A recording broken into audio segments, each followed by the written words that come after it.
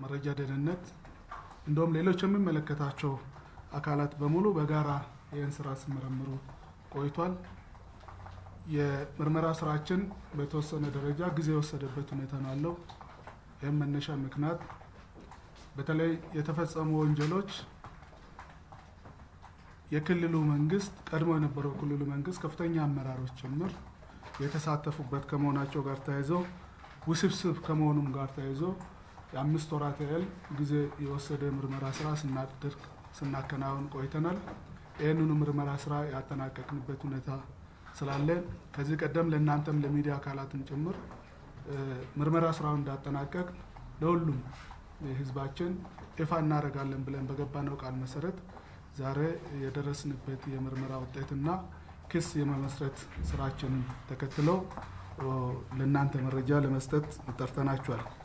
በዚህ መሰረት በክልሉ የተፈጸመው ወንጀል ብሔርን ማዕከል አድርጎ በተለይም ከሶማሌ ክልል ብሔር ተወላጅ ውጪ የሆኑትም ሌሎች የኢትዮጵያን ብሔር ብሔረሰቦችና ህዝቦች ሌሎች ዜጎችን ያገለለና የክልሉ መንግስት በተደራጀ መልኩ በእቅድ በተጠና መልኩ በፋይናንስ ድጋፍ በማድረግ እንደውም ለዚህ ወንጀል አስፈላጊ የሆኑትን የሰው ኃይል መልምሎ በማዘጋጀትና በማሰልጠን ሰፊ ስራ ሲሰራ ቆይቷል። በዚህ ምክንያት በጣም በርካታ ችግሮችና በርካታ ውድመቶች እንደውም በርካታ አሳቃቂ ጉዳዮች የተፈጸሙበት ሁኔታ እንዳለ በምርመራ ስራችን ለማየት ተችሏል። ሌላው ዋነኛ ውጤት ብለን የለየነው ጉዳይ አንዱ በርካታ የሰው ህይወት ጠፍቷል። በነበሩት ዝግጅቶች በርካታ የሰው ህይወት እንዲጠፋ ተደርጓል። ከዚህ በላይ አሰቃቂ የሆነ ግድያዎችም ጭምር የተፈጸሙበት ሁኔታ ነው። አሰቃቂ ግድያ ማለት ሁላችሁም እንደምታውቁት የሰው ልጅ የራሱ ሆነ ክብርና ስብዕና አለው። የሰው ልጅ ክብርና ስብዕና በተጻረረ መልኩ አሰቃቂ ግድያዎች ሲፈጸሙ የነበረበት ሁኔታ አለ። የሰው ልጅ በማቃጠል የመግደል ከዛም ባሻገር አንገት ጭምር በመቁረጥ የሞት ተግባራቶችን በመፈጸም የሰው ልጅ ከነህይወቱ መቃብር ውስጥ እንዲወርድና እንዲቀበር የማድረግ ስራዎች ሁሉ ሲከናወን የነበረበት ሁኔታ ነው። በሌላ በኩል ንብረት የመዝረፍ የማውደም እንደውም ከባድ የሆነ የአካል ጉዳት የማከል ከዛም ባሻገር የሰው ልጅ መግደል ብቻም ሳይሆን በጅምላ ጭምር እንዲቀበሩ የማድረግ ተግባራቶች ሲፈጸሙ እንደነበረው ካገኘናቸው የምርመራ ውጤቶች ለማረጋገጥ ችለናል። በዚህ ሂደት ላይ ተሳተፉት ቀደም እንዳልኩኝ የክልሉ ቀድሞ የነበረው የክልሉ መንግስት አመራሮች ከምንም በላይ ደግሞ የቀድሞ የክልሉ ፕሬዝዳንት አቶ አብዲ መሐመድ ዑመር ጨምሮ በዚህ ስራዎች ላይ የተሳተፉበት ሁኔታ ነው ያለው።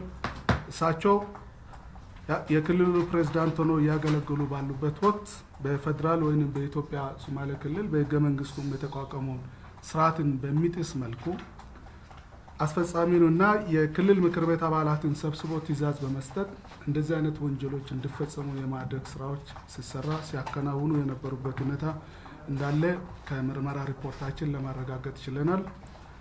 በተለይም ዜጎች ህገ መንግስታዊ ራይት አላቸው የመንቀሳቀስ ንብረት የማፍራት የአካል ደህንነታቸውን የመጠበቅ ጉዳይ አለ።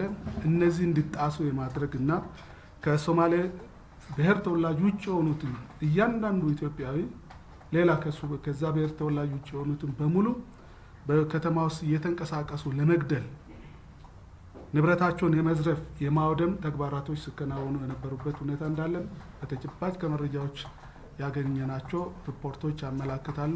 ይሄም ደረስንበት ሁኔታ አለ። ከዛም ባሻገር ባንኮች፣ ኢንሹራንሶች ጭምር እንዲዘረፉ የማድረግ በተለይም የእምነት ተቋማት፣ ቤተክርስቲያኖች፣ ነዳጅ ማደያዎች ማቃጠል ይህን ለማድረግ ደግሞ ራሱን የቻለ የተደራጀ በህቡ ተደራጅቶ ሲንቀሳቀስ ነበርና ሲሰለጥን የነበረው ቡድን በማደራጀት ቡድን ከተደራጀ ባሻገር ደግሞ ሌሎች የጸጥታ መዋቅሮች ማለትም የክልሉ የልዩ ኃይል ፖሊስ ጭምር በእነዚህ ጉዳዮች ላይ በመሳተፍ ሰፊ የሆነ ውድመትና የሰው ህይወት የማጥፋት ተግባር ላይ ሲሰማራ የነበረበት ሁኔታ ነው ያለው። በዚህ ሂደት የክልሉ ከፍተኛ አመራሮች ጭምር ከፌደራል መንግስት የሚመጣው ማንኛውም ኃይል እንዋጋለን በማለት ለውጊያ ጭምር መዘጋጀት የመገንጠል ፍላጎታቸውን በኃይልና ሌሎቹን ዜጎችን ህይወት በማጥፋት ንብረት በማውደም የማስጠበቅ ፍላጎት መኖራቸውን በምርመራ ስራችን ለማረጋገጥ ችለናል።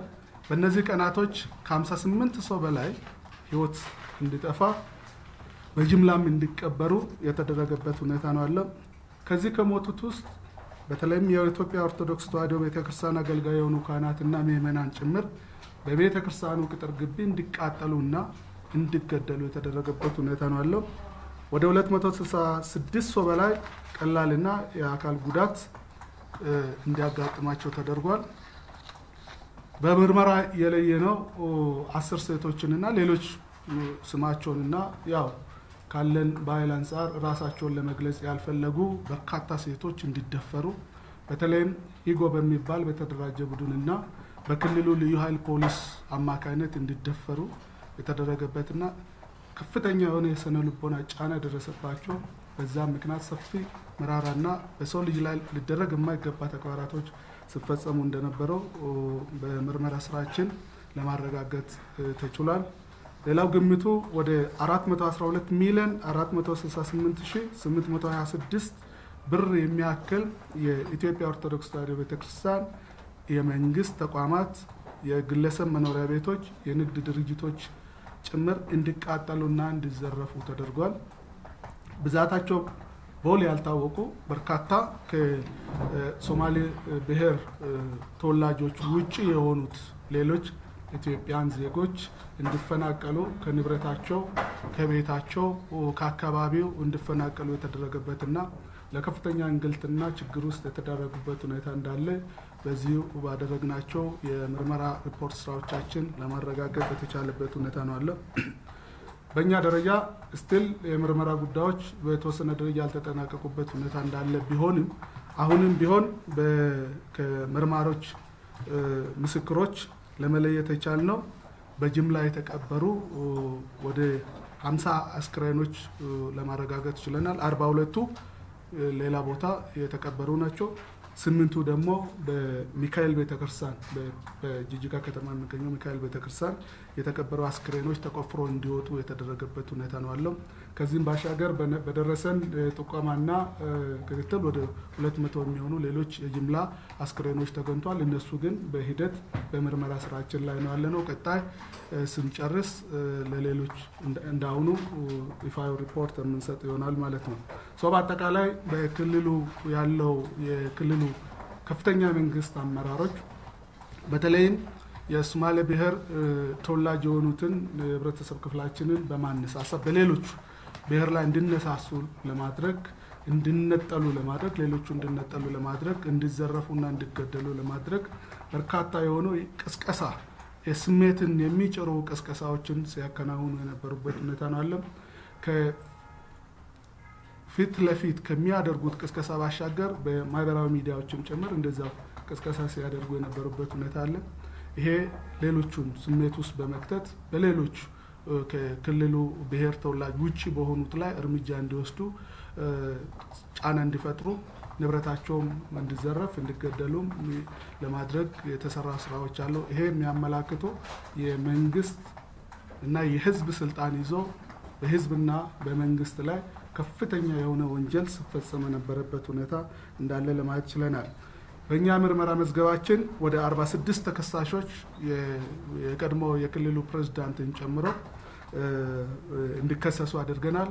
እንደየጥፋታቸው መጠን ዋነኛው እንዲከሰሱበት ያስቀመጥነው ነጥብ አንዱ ህገ መንግስታዊ ስርዓትን የማፍረስ ማነሳሳት፣ በተነሳሳው ድርጊት ላይ የመሳተፍ፣ በሌላ በኩል ቅድም ያልኳቸው አሳቃቂ የሆነ ግድያዎችን ለመፈጸም የንብረት ቃጠለው አስገድዶ በመድፈር ክስ ያቀረብንበት ሁኔታ አለ። ከዚህ ክስ ከቀረበባቸው ከ46ቱ አሁን በእስር ላይ የሚገኙ ናቸው። ሌሎቹ እስካሁን ያልተያዙበት ሁኔታ ነው አለ።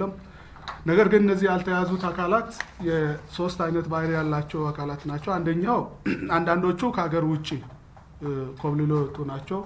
በተለይ የክልሉ ልዩ ኃይል ፖሊስ አዛዥም ጨምሮ ከሀገር ውጪ ኮብልሎ የወጣበት ሁኔታ ነው አለ። እንደምታውቀው የኢትዮጵያ ሶማሌ ክልል ድንበር ከመሆኑ ጋር ተያይዞና እዛ አካባቢ ተቀራራቢ ባህል እሴትና ቋንቋ ካላቸው የአፍሪካ ሀገራቶች ጋር የምንዋሰን ከመሆናችን በርካቶቹ በቀላሉ የመውጣት እድል አግኝተው ወጥቷል።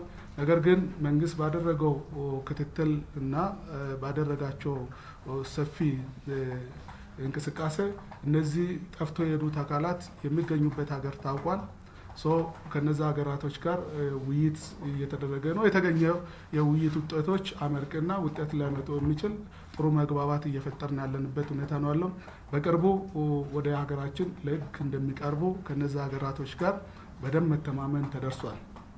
ሌላ ሀገር ውስጥ ተደብቀው አሉ ሀገር ውስጥ የተደበቁትም ማንም ሰው ከህግ ማምለጥ ስለማይችል ህግ ከሁሉም በላይም ስለሆነ በህግ ፊት እንዲቀርቡ ለማድረግ አንድ ቡድን ተደራጅቶ እነዚህን ሰዎችን ለህግ የማቅረብ ስራ ለመስራት ስምሪት ያደረገበት ሁኔታ ነው ያለው። በቅርቡ እነዚህ ሰዎችም እንደዚሁ በሰላማዊ መንገድ ህግና ህጉ ብቻ መሰረት ባደረገ መልኩ ወደ ህግ እንዲቀርቡና የህግ በላይነትንም ደግሞ የማረጋገጥ የማስጠበቅ ስራ የሚሰራበት ሁኔታ አለ። የተወሰኑቱ ያለ መከሰስ መብት ያላቸው አሉ። እነዚህ ያለ መከሰስ መብታቸው እንዲገደብ የማድረግ ስራ ከክልሉ መንግስት ጋር አሁን ካለው ክልሉ መንግስት ጋር በጋራ በትብብር እየተሰራ ያለበት ሁኔታ አለ። ይሄን አጠናቀን እነዚህም ደግሞ በህግ የሚጠይቁበት ሁኔታ እንዲፈጠር ይደረጋል ነው። ከዚህ ውጪ በተለይም ክልሉ ከዚህ ቀደም የነበረው አስተዳደራዊ ስርዓቱ ከምንም በላይ ዜጎች እንዲበደሉ የማድረግ መንስኤዎች ያሉበት ከመሆኑ ጋር ተያይዞ በዚህም ጊዜ ውስጥ በፖለቲካ ምክንያታቸውና አስተሳሰባቸው ብቻ በርካቶቹ ሲገደሉ የነበሩበት በጅምላም ሲቀበሩ የነበሩበት ኢቭን ከአራዊት ጋር ከጅብ ጋር ጭምር ስታሰሩ የነበሩበት ሁኔታ ነው ያለው። ይሄን ምርመራ በቀጣዩ የማረጋገጥና በቀጣዩ የዚህ ባለቤት እንዲኖሩ የማድረግ ስራ የሚሰራ ሆኖ እንደዚህ አይነት አስከፊ ጉዳዮች ሲፈጸሙ የነበሩበት ሁኔታ አለ። ምርመራው እንደተጠናቀቀ ውሳኔ የሚሰጥበት ይሆናል ማለት ነው። በተለይ ከኋላ የገለጽኩላችሁ ጊዜ ሰጥቶ በርካታ አሰቃቂ ጉዳዮች ሲፈጸሙ የነበሩትን እየለየን ያለንበት ሁኔታ ነው አለ። በአጠቃላይ በዚህ ሀገር ላይ የትኛውም የህዝብና የመንግስት አመራር ግለሰብም ጭምር ከህግ ካለመጠየቅ ወንጀል ሰርቶ ካለመጠየቅ ውጪ የሚሆንበት ምንም ምክንያት የለም።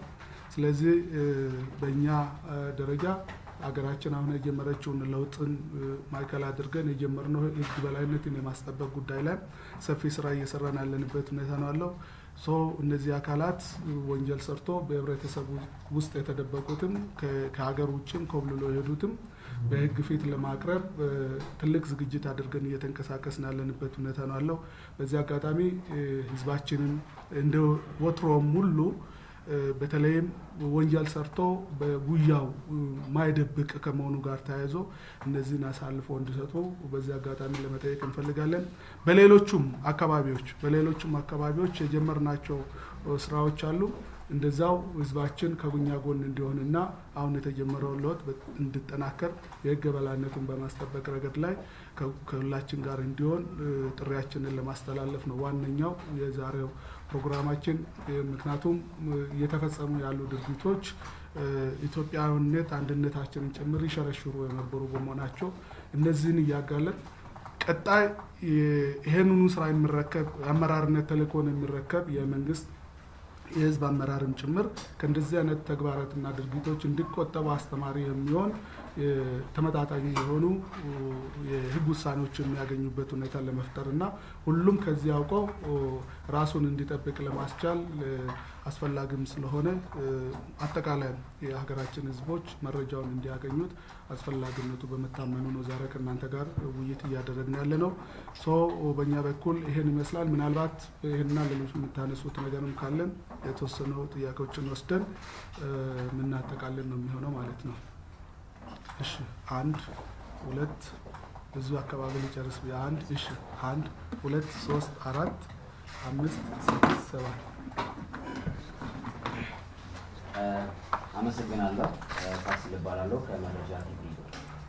ከዚህ በፊት የክልሉ ፕሬዝዳንት አማካሪ አቶ ጀማል አሁን በከፍተኛ የመንግስት ስልጣን ላይ የሚገኙ ሚኒስትርን በስም እየጠቀሱ በቀድሞ የክልሉ መንግስት ስር ተባባሪ እንደነበሩ ሲጠቅሱ ሰምተናል እና እሱን የፌደራል ጠቅላይ አቃቤ ሕግ አጣርቷል ወይ የአማካሪውን ሀሳብ የሚል ጥያቄ አለኝ።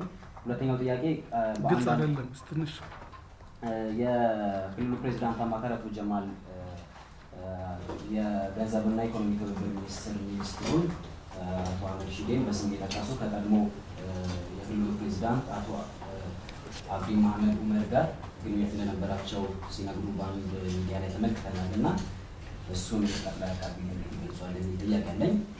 ሁለተኛው ጥያቄ በአቶ በረከት ስምኦንና በአቶ ታደሰ ካሳ የተጠረጠሩበት ጉዳይ ላይ የፌደራል ጠቅላይ አቃቤ ሕግ ወይም ፌደራል መንግስቱ ክስ መመስረት እየቻለ ለምን ጉዳያቸው በክልል ሊታይ አስፈለገ የሚሉ አካላት አሉ። ይህን እንዴት ትመለከታላችሁ የሚል ጥያቄ አለኝ። የመጨረሻ ጥያቄ ከዚህ በፊት ጠቅላይ አቃቤ ሕግ በአቶ ጌታቸው አሰፋ ጉዳይ ላይ የትግራይ ክልል መንግስት ፈቃደኛ እንዳልነበረ ገልጿል። ክስ ወጥቶባቸው የእስር ትዕዛዝ ወጥቶባቸው እሱ ጉዳይ ከምን ደረሰ? ይመስገናለሁ።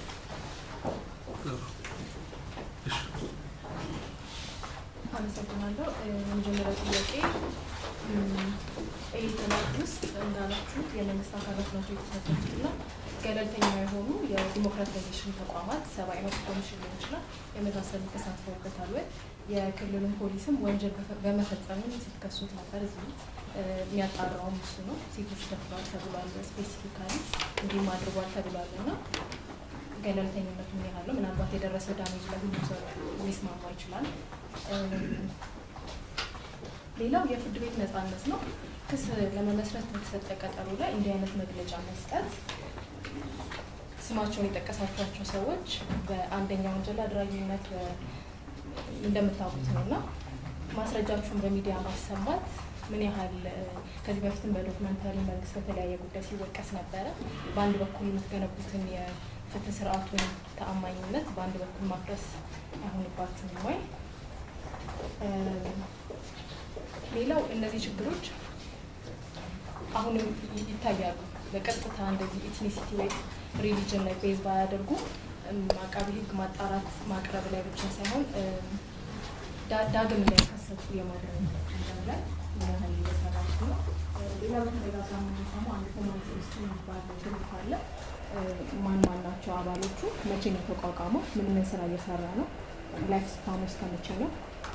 ስቴት ኦፍ ኢመርጀንሲ ላይ ከነበረ ኮማንድ ፖስት ጋራ ተመሳሳይነት አለ ወይ? ሰዎችን በቁጥጥር ስር ካዋለ ጉዳያቸውን አይቶ የእርምት እንደዚህ ነገሮች የመስጠት ነገሮች አሉት ወይ ወይስ ለፍርድ ቤት ነው የሚያቀርበው? በዚህ ሳምንትም በቁጥጥር ስር ያሉ ሰዎች ካሉ በተለይ ቤንሻንጉልና ኦሮሚያ አካባቢ እነሱን እንድትገልጹልን አመሰግናለሁ።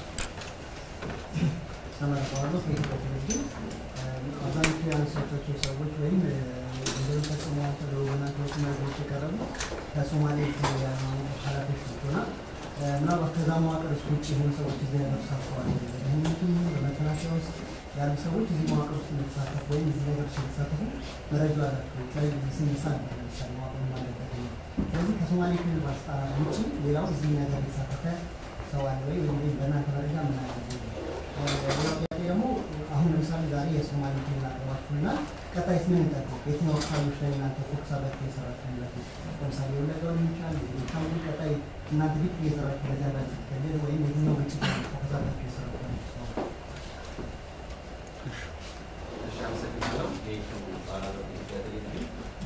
አሁን በቀረበው መሰረት 46 ተጠርጣሪዎች ውስጥ 6 ተይዘዋል።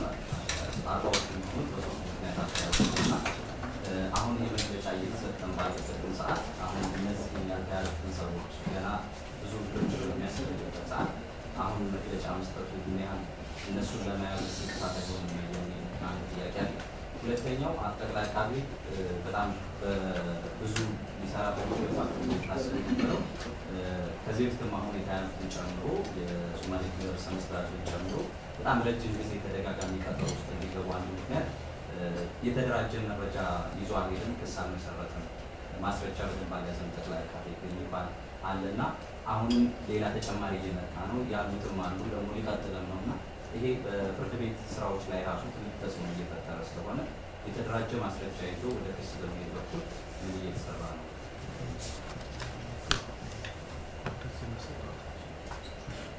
አመሰግናለሁ። አንደኛው ጥያቄ እርሶም ቀደም ብለው ሲያነሱ እንደነበር የበፊት የተፈጸመው የሌላ ማዕከል ያደረገ የሚመስል ነገር አለ የሚል ተነስቷል።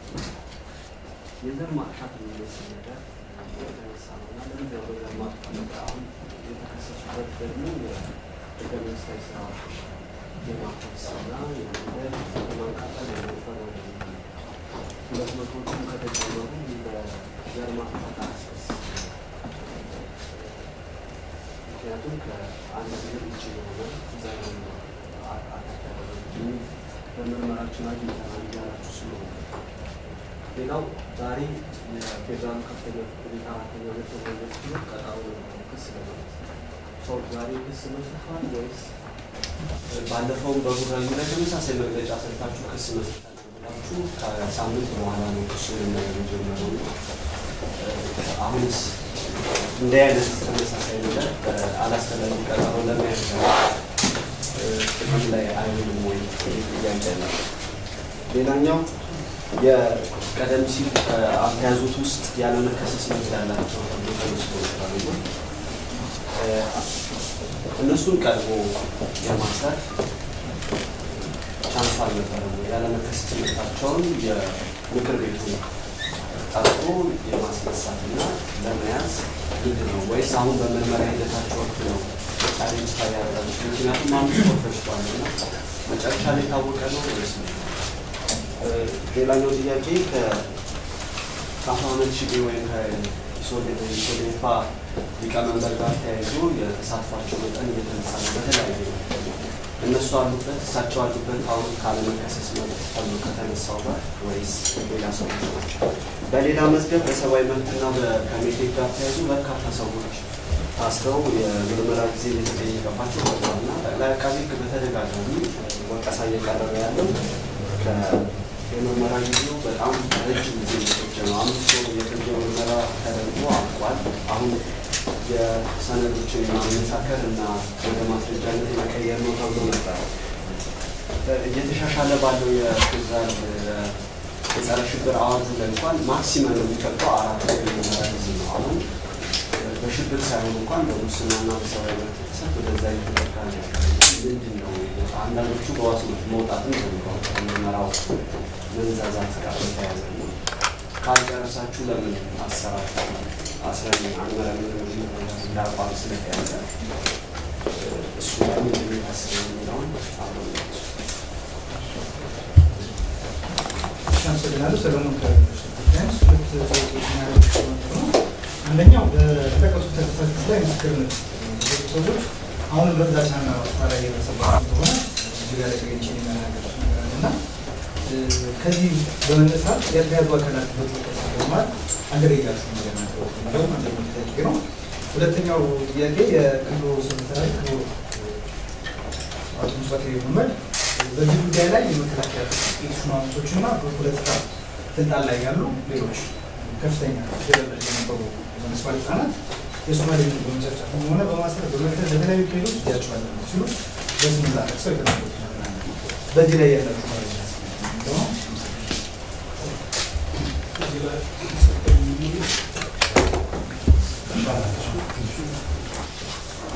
አንዳንዶቹ ላይ የተወሰነ ማብራሪያ መስጠት በሌላ በኩል ይህን ማስራ ስመለከተው ባለረባ ያለ ሰው ተወሰነ ያክልበታል።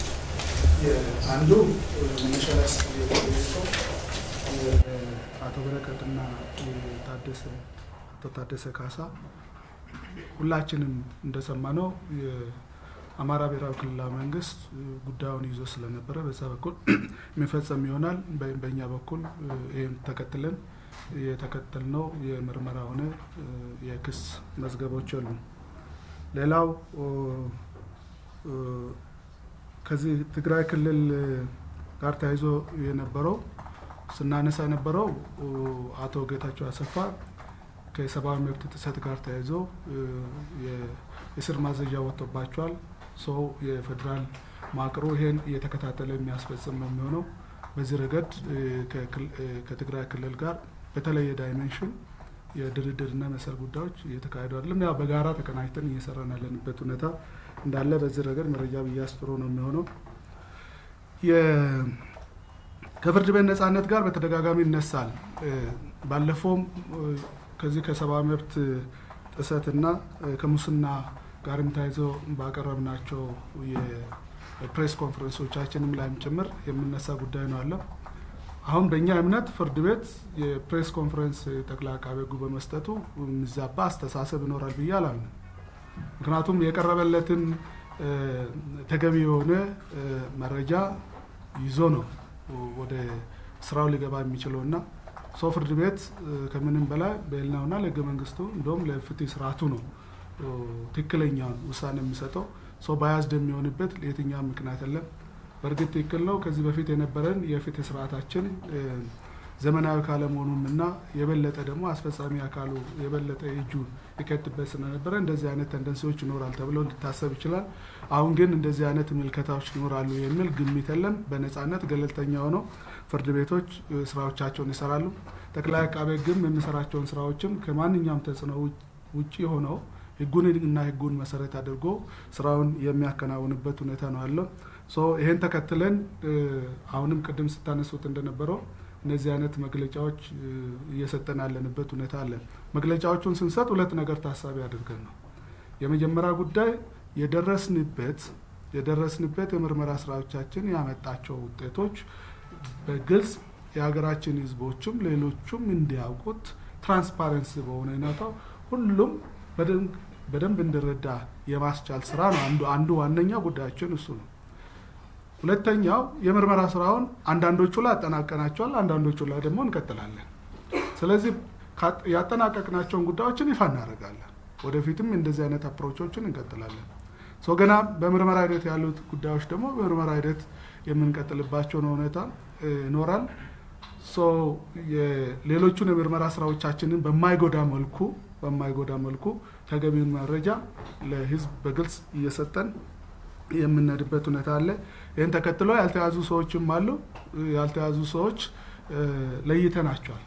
ለምሳሌ 47 እንከሳለን። 47ቱን ስንከስ 6ቱ ባሉበት አሁን ማረፊያ ቤት ስላሉ ሌሎቹ ደግሞ በሌሉበት እንከሳለን። አይደንቲፋይ አድርገናቸዋል ማለት ነው፣ ለይተናቸዋል። ስለዚህ የለየናቸው አካላት የት እንዳሉ እናውቃለን። እንደ አዲስ ምንፈጥራቸው ምንም ነገር የለም። እነሱ በህግ ጥላ ስር እንዲሆኑ እና እንዲያዙ የማድረግ ስራዎቻችንን እንቀጥልበታለን። ምክንያቱም ሌላ ከዚህ ጋር ተያይዞ እንሰራለን። ነገር ግን እዚህ አካባቢ የተፈጠሩት የወንጀል ድርጊቶች ሁላችሁም በደንብ እንድትገነዘቡ የምንፈልገው የመንግስት መዋቅር እጅም ስላለበት ውስብስብ ነው፣ በደንብ የተደራጀ ነው። የሆነ ኦርዲናሪ ግለሰብ የሰራቸው የወንጀል ድርጊቶች አይደሉም። መንግስት መዋቅር ያለበት የወንጀል ድርጊቶች በሙሉ አንደኛ የተጠኑ ናቸው የሚሆኑት። ምክንያቱም እነዚህ ከፍተኛ መንግስት አመራሮችም ጭምር ራሳቸውን ከዚህ ውስጥ ለማውጣት በሚያደርጉት እንቅስቃሴ ውስጥ የተጠና ያደርጋሉ። ሁለተኛ በርካታ ግለሰቦች የዚህኛ አካል ይሆናሉ። በሶስተኛ ይሄን እየፈጸመ ያለው የመንግስት መዋቅር ነው ካል ይሄ መንግስት መዋቅር ደግሞ እነዛን ለመደበቅ ቅድም እንደተባለው ምስክሮችን ለማስፈራራት በርካታ ስራዎችን ይሰራሉ። በዚህ ውስጥ ሆነን ነው እየሰራን ያለ ነው። ስለዚህ አንዳንድ ጊዜ ጊዜው እየወሰደ በተለይ አንድን ጉዳይ ስናገኝ ሌላው እየተመዘዘ አንዱ ጉዳይ ሲገኝ ሌላው እየተመዘዘ የሚመጣበት ሁኔታ ነው። ማንኛውም ግለሰብ ኦርዲናሪ የሆነ ሰው የሚፈጽማቸውን ወንጀል ድርጊቶች ወዲያው ታገኛለህ። ምክንያቱም የሚተባበሩ በርካታ አካላትም ስላለ፣ ስለዚህ ይሄ በጣም በተደራጀ ሁኔታ ስለሆነ ጊዜ የሚወሰደብን አንዱ እሱ ነው። የኢትዮጵያ ሶማሌን ጉዳይ በተመለከተ የፍርድ ቤት ምልልስ አንደኛ ቀደም እንዳልኩት ውስብስብ ከመሆኑ፣ ሁለተኛ ደግሞ መረጃዎቹንም ለማግኘት በሚደርሱን ጥቆማዎች መሰረት አድርገን እነዚህ ምርመራ ስራዎችንም ለመስራት በርካታ ቦታዎችንና በርካታ አካባቢዎችን በርካታ ግለሰቦችን መዳሰስ የሚጠይቅ በመሆኑ በተወሰነ ደረጃ ጊዜ እየወሰደብን ሁኔታ ተፈጥሯል። የኢንሲደንቱንም ስንመለከት በሆነ ጊዜ የነበረውን ብጥብጥን ተከትሎ በርካታ የሰው ህይወት መጥፋትን ተከትለን ነው እንግዲህ አሁን 6ቱ በእስር ቤት ያሉትንም አካላት ጭምር ለመያዝ የተጀመረው። አስቀድመን ያጠናናቸው ጉዳዮች ስላልሆኑ ነው ጊዜ እየወሰደ የመጣ። ኋላ ግን አዳዲስ ጉዳዮችን በመጣ ቁጥር ማንም መጠየቅ አለበት። በየትኛውም ሰዓትና ጊዜ ሰው መጠየቅ መቻል አለበት። እዚህ ላይ ብቻ መብቃት አለበት ብለን ወንጀል የሰራውን ሰው ወደ ኋላ እየተውን በተለይም የተበደለውን ንጹሃንን ዜጋ የማይካስበት ስርዓት መፍጠር ስለሌለብን እዚህ ላይ ወደፊትም ቢሆን ጊዜ ሊወስድ የሚችልበት አጋጣሚዎቹ እንደምኖር ታሳቢ ይደረጋል። ሰው ሌላው ያለመከሰስ መብት ያላቸውንም እንደዛው ያለመከሰስ መብታቸው እንዲነሳ ከክልሉ አመራር ጋር ከክልሉ ማቅሮች ጋር በጥብቅ እየተሰራ ያለበት ሁኔታ ነው ያለው። ሰው በምርመራ ሂደታችን የሚገኙት አካላት አጋጣሚ ሆነ ያለመከሰስ ራይት ካለ ወደዛኛው ሀገሪቷን ህግና ስርዓትን ተከትሎ ያለመከሰስ መብታቸው እንዲገደብ በማድረግ ስራ የምንሰራበት ሁኔታ ነው ያለው። እሱ እየተሰራ ያለበት ስለሆነ በቅርቡ ያለመከሰስ መብት ያላቸው አካላት የዚህኛው አካል እንዲሆኑ የሚደረግበት ሁኔታ ነው ያለ። የሙስናና ሰብአዊ መብት ጥሰት ጋር ተያይዞ በእኛ ደረጃ እየተከተልን ያለነው አፕሮች አንዱ በደንብ የመጀመሪያ ጉዳይ በደንብ አጥንተን ነው ኦልሬዲ ስራ የሰራነው። ስንጀምርም አጥንተን በደንብ ተዘጋጅተን ነው ገባነው። ባጠናናቸው ልክ ሳይሆን ከዛ ባሻገር በርካታ ጉዳዮች እየመጡ ናቸው ያሉት። ሁሉም ሰው በደንብ እንዲረዳ የምንፈልገው እሱ ነው። በየጊዜው አዳዲስ ጉዳዮች ይመጣሉ። ሰው አዳዲስ ጉዳዮቹን ደግሞ የበለጠ የሚያጠናክር እንጂ የሚያፈርስ ፋላሲ ያልሆነ ጉዳይ ስለሆነ እነዛን አኮሞዴት ማድረግ ወይንም የዚህ የክሱ አካል ማድረግ ስራ እየሰራን ያለንበት ሁኔታ ነው ያለው። በሌላ በኩል ደግሞ የግድ የመንግስት የኦዲት ወዘተ የመሳሰሉት የኦዲት ሪፖርቶችን የመሳሰሉትን የሚጠይቁ ጉዳዮች አሉ። እነሱንም ተከታትለን ያስፈጸምን ያለንበት ሁኔታ አለ። ሁለተኛ አፕሮቻችን ከስር ያጠናቀቅናቸውን መዝገቦችን ደግሞ ክስ እየመሰረትን የሚሄድ አፕሮች ነው ተከተልነው። ስለዚህ አሁን አይታችሁ እንደሆነ በጣም ብዙ ክስ እየመሰረትን ነው ያለ ነው። ስለዚህ ከስር ክስ እየመሰረት ሰው በተደራራቢ ወንጀል መከሰስ የሚችል አካልም ስላለ በዛ መጠንም ደግሞ እየከሰስን የምንሄድበት ሁኔታ መኖር ስላለበት ከስር ክስ እየመሰረትን የሄድንበት ሁኔታ ነው ያለው የሙስናና ሰብአዊ መብት ጥሰት ጋር በተያያዘ። ሌላው አንዱ እና የተነሳው እኔም ግልጽ ያልሆንኩኝ ከዚህ ከአሁኑ የክልሉ ፕሬዝዳንት አማካሪ አሉ የተባሉት ጉዳይ መረጃ የለንም። በተቋማችንም ደረጃ በዚህ ረገድ የተያዘ ነገርና መረጃ የለንም። ከዚህ ማሻገር የተወሰኑቱ ጓደኛ እንዳክልበት ለሱ እድል ልስጥ።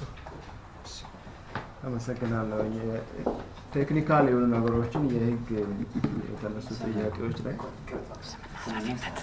እሺ ተመስገን ዳርሶ ቦታው ተቀያየሩ ለካሜራ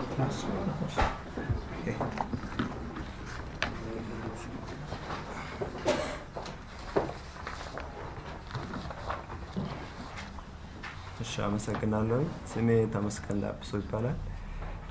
በፌደራል ጠቅላይ አቃቤ ህግ የተደራጁ ድንበር ተሻጋሪና ሀገራዊ ጉዳት የሚያስከትሉ ወንጀሎች ዳይሬክቶሬት ምክትል ዳይሬክተር ነኝ።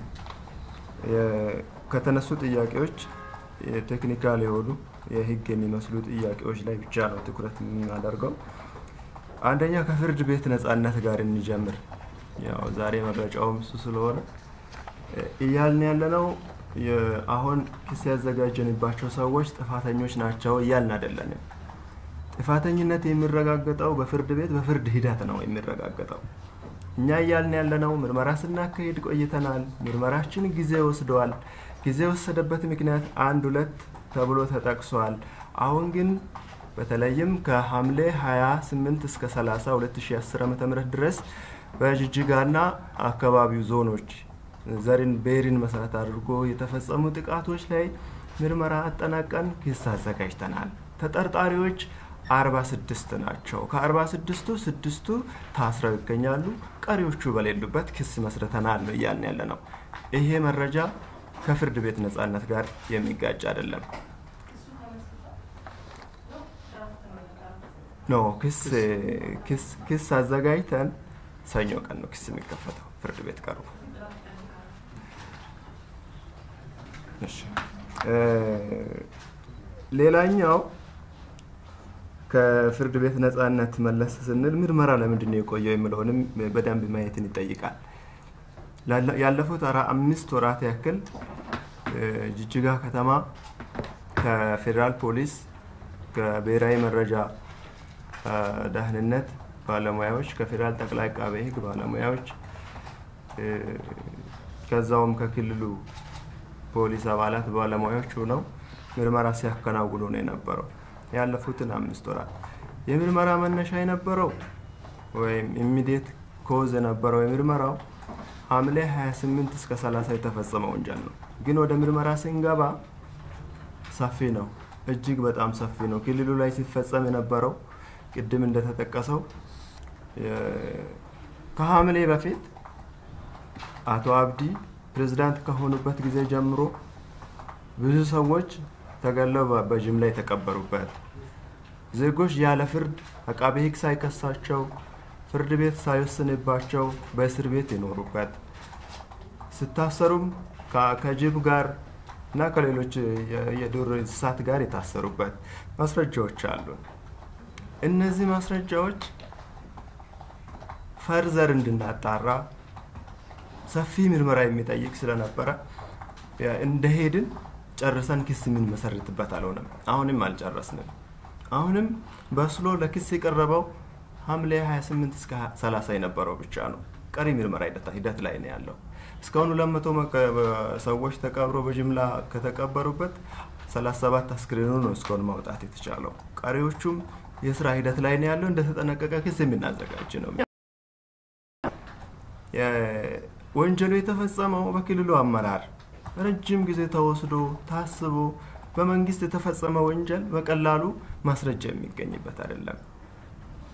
በአገራችን የወንጀል ፍትህ ስርዓት አብዛኛው ማስረጃው የሰው ምስክር ስለነበረ ሊመሰክርልን የሚችለውም እዛው ጅጅጋ የኖረ ሰው ስለሆነ ሲደርስበትንም የሚያውቅ ስለሆነ በቀላሉ ማስረጃ አይወጣም። ይሄ ነው እንድንቆይ ያደረገው። ቆይቷል፣ እውነት ነው። ግን የቆየው ምርመራው ስብስብ ስለነበረ ነው የሚለውን ብንይዝ ጥሩ ነው። ሌሎች መዋቅሮች አሉ ወይ? ከክልሉ የመንግስት አመራር ውጪ ሌሎች መዋቅሮች አሉ ወይ የሚለው አሁን ክስ በመሰረት ነው ላይ ሌላ መዋቅር የለም። ወደፊት በምርመራ ላይ የሚወጣውን ወደፊት የምናየው ነው የሚሆነው። እሱ አሁን የሚገለጽ አይደለም። ሌሎች ብሔረሰቦች ላይ ያነጣጠረ ግድያ፣ ጥቃት ጄኖሳይድ አይደለም ወይ? የዘር ማጥፋት ወንጀል አይደለም ወይ ለምለው አንደኛ በዘር ማጥፋት ወንጀል ነው ተብሎ በወንጀል ሕጋችን ላይ በተደነገጉ ብዙ መስፈርቶች አሉ። የዘር ማጥፋት ወንጀልን ለማቋቋም የዘር ማጥፋት ወንጀል የወንጀሎች ሁሉ ወንጀል ነው የሚባለው። አንደኛውን መስፈርት አሟልቷል።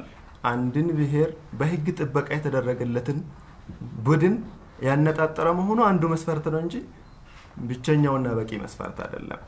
ከዚህ ያለፈ ማረጋገጥ በማስረጃ ማረጋገጥ የሚኖርብን አንድን ብሔር አባላትን ከመግደል ያለፈ አካላቸውን ከማቁሰል ያለፈ ያንን ብሔር ወይም ያንን ብሔረሰብ አባላት በሙሉ ወይም በከፊል የማጥፋት ሐሳብን ማረጋገጥ መቻል ይጠይቃል።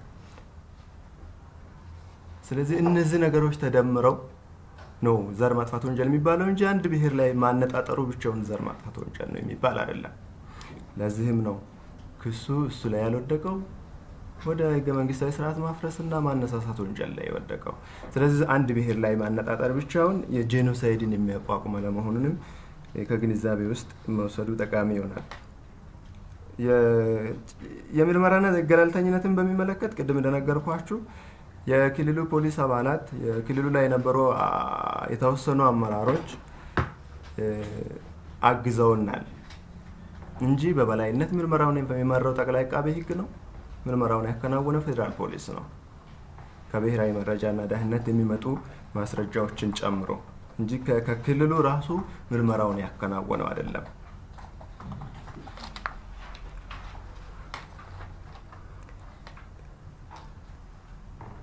አቶ አህመድ ሺዴ ከተጠርጣሪዎች መካከል ነው ወይ የሚል ጥያቄ ተነስቷል። አሁን እያጣራን ባለነው ምርመራ መዝገብ ላይ ዴፊኒትሊ ከተጠርጣሪዎች መካከል አይደሉም አቶ አህመድ ሺዴ። የምርመራ ጊዜ መንዛዛትን በማስመልከት አጣርተን እናስራለን አስራን እናጣራም የሚል ነገር ይዛችሁ እየቆየ ነው ምርመራ የሚል ነገር ተነስተዋል። ምናልባት ግልጽ ልንሆን የሚገባው ነገር አጣርተን እንይዛለን ማለት ምን ማለት ነው? ተከሳሾችን እንደያዝን በነጋታው ክስን መሰረታለን ማለት ነው ወይ? የስነ ስርዓት ህጉስ ሊሚት አለ ወይ? የጊዜ ቀጠሮ ሲጠየቅ ማክሲመም ሊሚት አለ ወይ የሚሉ ነገሮችን በአግባቡ ግንዛቤ ውስጥ መውሰድን የሚጠይቅ ይመስለኛል። አጣርተን እናስራለን ሲባል ወንጀል ያልፈጸሙ ሰዎች በግፍ ታስረው በምርመራ ቆይተው ፋይናሊ ክስ የማን መሰረት ሆኖ እንዳይገኝ ነው። ወንጀል ፈጽመዋል የሚል በቂ ጥርጣሬ ኖሮን መነሻ የሚሆን ማስረጃ ኖሮን አስረን ግን ፈርዘር ማስረጃዎችን ማሰባሰብ የምንችልበት ሲሆን ነው አስረን አናጣራም። ንጹህ ሰው አስረን በወንጀል በቂ የሆነ ማስረጃ ለጥርጣሬ የሚያበቃ ማስረጃ ሳይኖር አናስርም ማለት ነው እንጂ ከነጭራሹ እንደያዝን ክስን መሰረታለን በሚል መንፈስ እንዳይሆን። አንደኛ ወንጀሉ ስብስብ ከሆነ ሰፊ ከሆነ የደረሰው ጉዳቱ በጣም ከፍተኛ ከሆነ እነዚህ ሰዎች ውጪ በቆዩ ቁጥር ሌሎች ወንጀሎችንም እንዲፈጽሙ የሚገፋፋ ከሆነ እነዚህን ሰዎች መያዝ ሁለት ጥቅም ነው ያለው። አንደኛም ሲያዙ የሚወጡ ማስረጃዎች አሉ። በውጪ ከሆነ የሚፈራ ብዙ ሰውም ስላለ፣ ሁለተኛ ፈርዘር ወንጀልም እንዳይፈጸም መከላከልም ጭምር ነው። ስለዚህ በዚህ አግባብ ንጹሃን ሆነው የታሰሩ ንጽህናው የሚገመት ሆኖ በአቃቤ ሕግ ማስረጃ ምዘና ግን ይዞ ለማጣራት የሚያበቃ ማስረጃ ስለነበረ ነው የያዝ ነው። በዚህ አግባብ እንይዝ ተሻለ ነው የሚል እምነት አለኝ። ያለ መከሰስ መብት ያላቸውን ሰዎች በጊዜ መያዝ አይቻልም ወይ ለምለው፣ አንደኛ ክልሉ በጣም የተረጋጋ አልነበረም። የመንግስት መዋቅሮች በ3 ቀን ነው ይፈራረሰው። የመጀመሪያ እርምጃ የነበረው ክልሉን ማረጋጋት ነው፣ ዜጎችን ማረጋጋት ነው የነበረው። እነዚህን ሰዎች መያዝ የሚያስከትሉ ነገሮችንም ማስቆም ነው የነበረው። ከዚህ ውጪ ያለ መከሰስ መብት ያላቸውን ሰዎች ለመያዝ ያለ መከሰስ መብታቸውን ማስነሳትን ይጠይቃል። ያለ መከሰስ መብታቸውን ለማስነሳት ደግሞ የክልሉ ምክር ቤት መሰብሰብን ይፈልጋል። ይሄ የሚሆንበት ሁኔታ አልነበረም በወቅቱ። በኋላ ላይ ተረጋግቶ የክልል ምክር ቤቱ መሰብሰብ ሲችል ነው እናቶ አብዲም ያለ መከሰስ መብታቸው የተያዙት እንዲነሳ ተደርጎ የተያዙት። ስለዚህ ወደፊትም ያለ መከሰስ መብት ያላቸው በእኛ ተጠርጣሪ ሊስት ውስጥ ያሉ ግለሰቦች ያለ መከሰስ መብታቸው ተነስቶ ክሳቸው የሚቀጥል ይሆናል ማለት ነው። አመሰግናለሁ። የተለየ ነገር አንድ ነገር ብቻ ወስደን ብናበቃ። እሺ አንድ እዛ እስክንድር ሶስታችሁ ብቻ። እሺ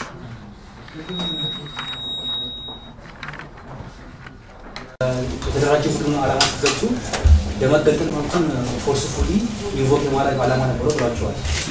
እሱ ቢበራ ለምንድን ነው ፎርስፉሊ እሱን ማንሳት የፈለጉት? አንደኛ ነገር ህገ መንግስታዊ መብት ነው። ፒስፉሊ አላነሱም ወይ? አንስተው እስከነበረ የከለከላቸው አካል አለ። ለምን ወደዚህ ፕሮሲጀር ይገባሉ? ዓላማቸው ለመገንጠል መከልከል ከሆነ ሁለተኛ ደግሞ አሁንስ ያለ አለ ወይስ በዛ በነበረው ግሩፕ ሊሚት ነው ወይስ አሁን ጋንጋን ጥያቄ አለ ነው? አመሰግናለሁ።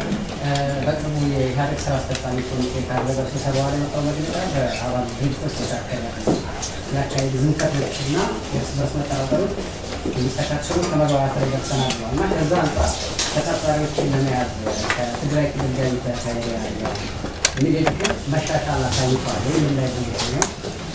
ሌላው በውጭ ሀገራት የሚገኙ ተጠርጣሪዎችን ማንጎላቸዋል ከሶማሌ ክልል አንጻር ማለት ነው። ሀገራቱ ይመጣለን ብለዋል። ሀገራቱ ሊሆኑ ይችላሉ። ከዚህ አንጻር ጠቅላላ የሚገኝበት ችግር ከሀገር ውስጥም ከውጭም የማምጣት ነው። ባለ ሁለት ገጽ ነው ችግራቸው ማለት ነው። ሌላው አቶ በረከት ስምኦን ዛሬ በባህር ዳርና አካባቢዋ ፍርድ ቤት ቀርበው ጉዳያቸው በአዲስ አበባ እንዲታይ ጠይቀዋል እና ያ ሊሆን የሚችልበት ስል አለው ያላቸው ክልልና አመሰግናለሁ። በክልሉ የተደራጀ ቡድን እንደነበረና ለዚህ ወንጀልም ትልቅ ተሳታፊ እንደነበረ ተገልጿልና አሁን ደግሞ በተከሳሾች ላይ ወይም በተጠርጣሪዎች ላይ መረጃ ለመሰብሰብ አንደኛው ማስረጃ የሰው ማስረጃ ነው። እነዚህ የተደራጁ ቡድኖች ደግሞ ምንም እርምጃ አልተወሰደባቸውም። ስለዚህ ምስክሮችን እያስፈራሩ ያለበት ሁኔታ እንዳለ ተገልጾልናል። ስለዚህ መንግስት በዚህ ላይ ምን እርምጃ እየወሰደ ነው? አመሰግናለሁ።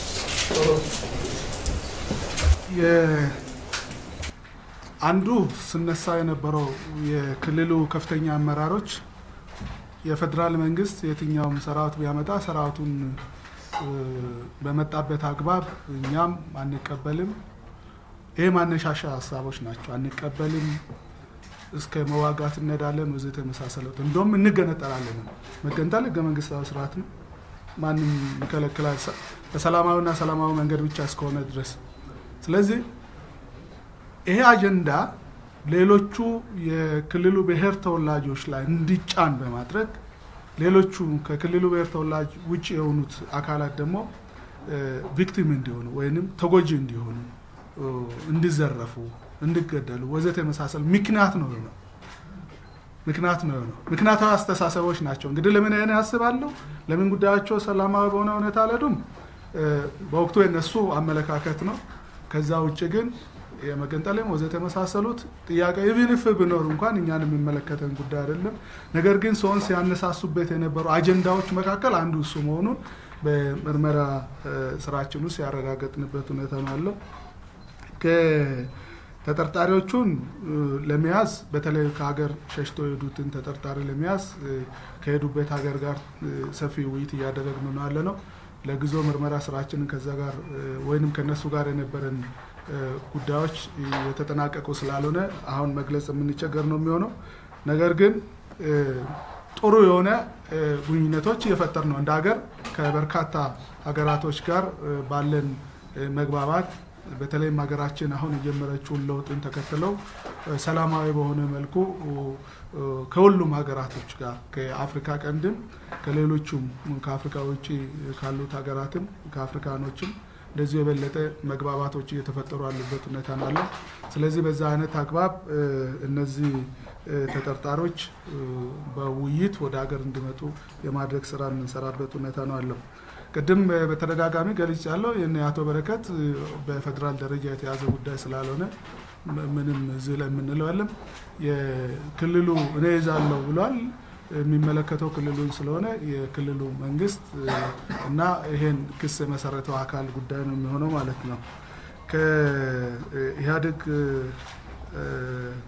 ከኢህአዴግ ምክር ቤት ውሳኔዎች ጋር ተያይዞ ኦልሬዲ የምክር ቤቱ ያወጣቸው መግለጫዎች ሁላችንም አንብበናል። ከምንም በላይ የህግ የበላይነትን ለማስጠበቅ ሁሉም ሀገሪቱ ክልሎች በሙሉ እንዲሰሩ የሚያስችል የጋራ አቋም ተይዞበታል። እኛም እንደ ጠቅላይ አቃቤ ህግ የህግ የበላይነትን ከማስጠበቅ አንጻር ምክር ቤቱ የወሰናቸውን ውሳኔዎቹን ተከትለን በጋራ ተቀናጅተን ከክልሎቹ ጋር የምንሰራበት ሁኔታ ነው ያለው። የተደራጀ ቡድን ነበረ።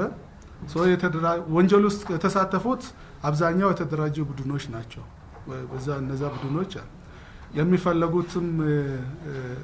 ከሚፈለጉት መካከሎች ዋና ቀንደኛ የሆኑ የተደራጀው አንዳንዶቹ በነገራችን ላይ ወጣቶች አካባቢ ይሄ ዝም ብሎ በስሜት ሌሎቹ ከኋላ ሆኖ ስለሚያነሷቸው ካልሆነ በስተቀር ሆን ብሎ እንደዚህ አይነት ጉዳዮች የማይገቡበት አጋጣሚዎች አሉ። ወጣቱን የማነሳሳት ወጣቱን አደራጅቶ ለዚህ ፐርፐስ የማዋል ስራዎቹ የቁንጮ አመራሮቹ ተግባር ስለነበረ ሞር እነሱ ላይ ነው ወንጀሎቹ እንዲያጠነጥን የተደረገው። እነዛዎቹም በወንጀል ድርጊት የተሳተፉት አካላት ግን አይጠየቁም ማለት አይደለም። በተለይ ምስክሮችን የማስፈራራት ጉዳይ እኛ እያየን ነው ያለ ነው በየቦታው። ነገር ግን ይሄን አደም ማስገዛት አለብን። ስለዚህ ማስፈራራት ሲጀመር ወንጀል ነው። በዚህ አይነት ተሳትፎ የሚገኘውንም ኃይል እረፍ ማለትና በህግ መጠየቅ ተገቢ ነው የሚሆነው። በኢትዮጵያ ሶማሌ ክልል ብቻም ሳይሆን ባለፉት በሰብአዊ መብትና በሙስናም እንደዚሁ ምስክር ሲሰጡ የነበሩትም ግለሰቦችም ጭምር የማስፈራራት ዛቻ ጉዳዮች ይፈጸምባቸዋል። በህግ ደረጃ ህግ ከለላ አላቸው። ህግ ከለላ የህጉ ስለሚፈቅድ በዛ መጠን የምንከተለው አሰራር አለ። ከዛ ውጭ ግን በዚህ በማስፈራራትን በዛቻም ውስጥ የሚሳተፉ አካላት እየለዩ እነሱም ጭምር እየለዩ ወደ ህግ ተጠያቂ እንዲሆን ማድረግ ስራ ነው። ይሄ መደበኛ አሰራር ነው። ሌላ የተለየ አሰራር ለዚህ የምናበጀው ነገር አይደለም። ያ አይደረግም ፍጹም ነው የሚል ግን መነሻም እምነትም የለንም። ያው እዛው ህብረተሰብ ውስጥ ነው ተመልሰው የሚገባና በተቻለ መጠን ነፃ ሆኖ ምስክሮቹም ጭምር ወንጀለኞች ተደብቀው እንዳይቀሩ በተለይ ንጹሃኑ እንዲካሱ በግፍ የተገደሉ በርካቶቹ አሉ። ቅድም እንዳልናቸው በጅምላ የሰው ልጅ በቆሞ የሚታረድበት ሀገር ፈጥረናል። እነዚህ ውስጥ እንደዚህ አይነት ጉዳዮችን የሚፈጽሙትን አካላት በህግ ሊጠየቁ ይገባሉ። በተለይ ክልሉ ላይ ተፈጸመ ብለን ከለየናቸው ጉዳዮች አንዱ እነዚህ ነገሮች ናቸው። ሳይሞት መቃብር እየተወረወረ እዛው እንዲሞት የሚደረግበት አይነት ይሄ ተገቢም አይደለም። እነዚህን ልንኮንን ይገባል። አጠቃላይ ማህበረሰባችን ከዚህ ተምረን የቀጣዩ ሀገራችን ዕጣ ፈንታ የተሻለች ፊት የሰፈነባት ዜጎች በማንነታቸው በነፃነት ሰው በመሆናቸው ብቻ የትም ቦታ ተንቀሳቅሶ ህገ መንግስታዊ መብታቸው እንዲከበር ዲሞክራሲያዊ መብታቸው ሰብአዊ መብታቸው ጭምር እንዲጠበቅ ማድረግ ስራ ላይ ሁላችንም ልንሰራ ይገባል። የማህበረሰቡ ኃላፊነት አለበት። የህግ በላይነትን ማስጠበቅ የህግ ተቋማትና ህግን ሊያስፈጽሙ የሚገቡ የተወሰነ የተደራጀ መዋቅሮች ብቻ አይደለም፣ ሁሉም ህብረተሰብ ስለሆኑ ህብረተሰባችንም ከዚህ ጋር ተያይዞ ሰፊ ስራ ከኛ ጎን ሆኖ አጠቃላይ ከመንግስቱ ጎን ሆኖ ሊሰራ ይገባል የሚል መልእክት ነው አለን። በዚሁ የዛሬ ውይይታችንን ብናጠናቀቅ ስለመጣችሁ ከልብ እናመሰግናለን። እግዚአብሔር ይስጥልን።